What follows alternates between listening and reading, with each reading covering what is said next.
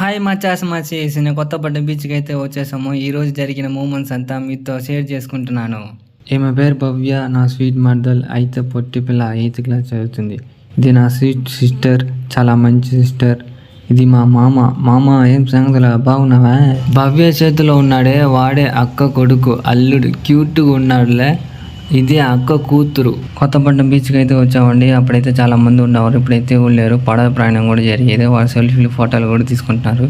మనోడు చూడడానికి బోండంలాగా ఉన్న స్ట్రక్చర్ చూద్దామంటే సిగ్గుపడుతున్నాడు. భవ్య చేతిలో ఉన్నాడే వాడే అక్క కొడుకు, అల్లుడు క్యూట్గా ఉన్నాడులే. ఇది అక్క కూతురు. మా అల్లుడు చూడండి ఎంత ఎనర్జెటిక్గా, హుషారుగా, హ్యాపీగా, జాలీగా ఉన్నాడో. చెవిని చూస్తుంటే చిన్నప్పుడు నన్ను చూస్తున్నట్టే ఉంది.